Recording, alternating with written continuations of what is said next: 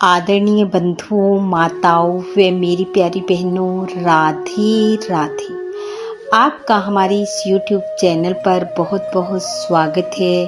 बंधुओं, आज हम इस वीडियो में वैशाख महात्म का 7वां अध्याय सुनेंगे, जिसे सुनने सुनाने से भगवान श्री हरि की कृपा से मनुष्य चिरकाल तक युवा अवस्था को प्राप्त करता है और इस लोक के सुखों को भोग कर अंत में मोक्ष को पाता है। महात्म सुनने के बाद यदि आप हमारे चैनल पर नए हैं तो कृपया हमारे चैनल को सब्सक्राइब करें, बेल आइकन को प्रेस करें ताकि हमारी वीडियो की नोटिफिकेशन सबसे पहले आप तक पहुंचे।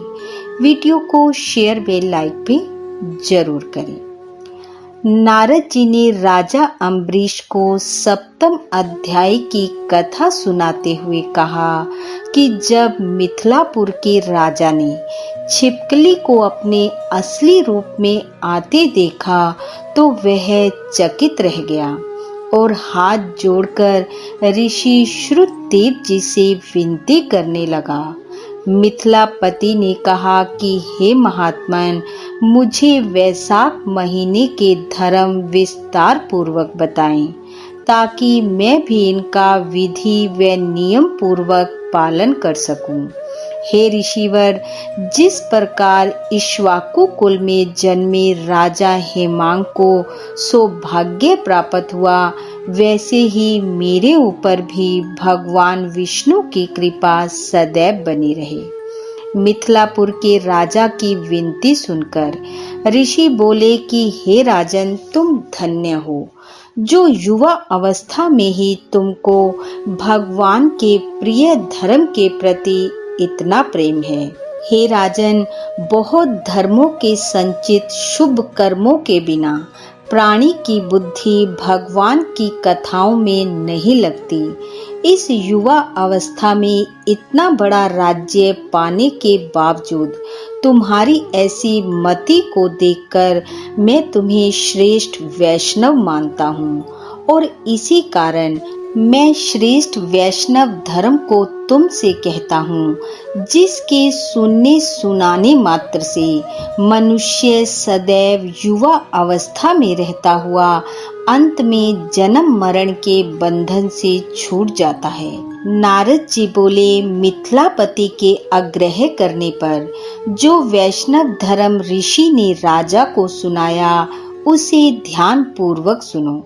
ऋषि श्रुतदेव बोले, जैसे प्रत्येक मनुष्य के लिए शौच, स्नान, संध्या, तर्पण आदि नित्य कर्म हैं, ठीक वैसे ही वैशाख महीने के भी कुछ कर्म हैं। वैशाख धर्म के समान कोई दूसरा धर्म नहीं है। जो कोई इन धर्मों को नहीं करता उसे स्वर्ग लोक की प्राप्ति नहीं होती। जैसे बिना राजा की प्रजा उपद्रवों से नष्ट हो जाती है, ठीक वैसे ही वैशाख महीने के धर्म के बिना बहुत से धर्म नष्ट हो जाते हैं। अब मैं तुम्हें वैशाख में किए जाने वाले वे पुण्य कर्म बताता हूँ, जिन्हें करने से मनुष्य हमेशा युवा अवस्था में रहता है। वैशाख महीने में जल का घड़ा देना, प्याऊ लगाना, रास्ते में छाया करना, जूते, छतरी, खड़ाऊं व पंखे का दान करना अति उत्तम माना गया है। इसके अलावा यदि मनुष्य सामर्थ्यवान है तो कुआं खुदवाए, धर्मशाला व बावड़ी, तालाब इत्यादि बनवाए।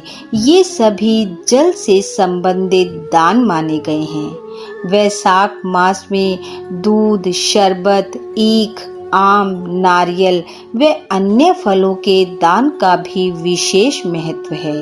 इसके अलावा कपूर, कस्तूरी, चंदन जैसे सुगंधित द्रव्यों के दान से भी भगवान अति प्रसन्न होते हैं। वैशाख महीने में चारपाई व शैया दान का भी बड़ा भारी पुण्य माना गया है। पूर्णिमा के दिन सायंकाल के समय मीठा जल अन्न सहित दान करने वाला वैकुंठ को प्राप्त होता है। ऋषि श्रुतदेव ने मिथिलापुरी के राजा को बताया कि वैशाख महीने में सूर्य उदय से पहले उठने व प्रतिदिन स्नान करने से कई जन्मों के पापों का नाश हो जाता है। भगवान का नियम से पूजा करना व कथा सुनने वालों को विशेष फल की प्राप्ति होती है।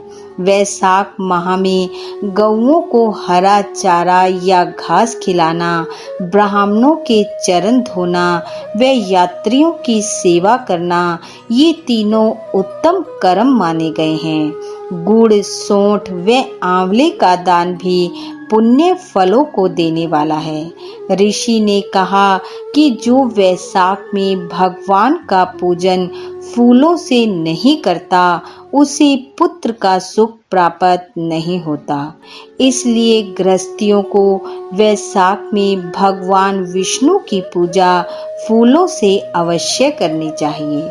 हे राजन, ये एक ऐसा मास होता है जब भगवान विष्णु लक्ष्मी सहित अपने परिषदों के साथ पृथ्वी पर लोगों के घरों में जाकर उनकी परीक्षा लेते हैं। जो इन दिनों में उनका पूजन नहीं करता, उसे रौरव आदि नरकों में गिरना पड़ता है और लगातार 5 बार राक्षस योनि मिलती है।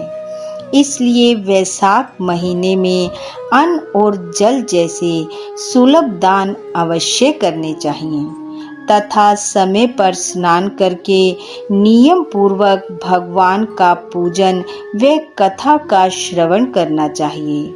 जो प्राणी वैशाख के धर्मों का पालन करता है, उसकी युवा अवस्था लंबे समय तक बनी रहती है तथा हर जन्म में विशेष सुखों की प्राप्ति होती है। इति वैशाख महत्तम 7वां अध्याय समाप्त। बोलो विष्णु भगवान की जय। बंधु, भगवान श्री हरि की कृपा आप व आपके परिवार पर सदैव बनी रहे। आपका घर आंगन खुशियों से महकता रहे। इन्हीं शुभकामनाओं के साथ आप सबका बहुत बहुत धन्यवाद। राधे राधे।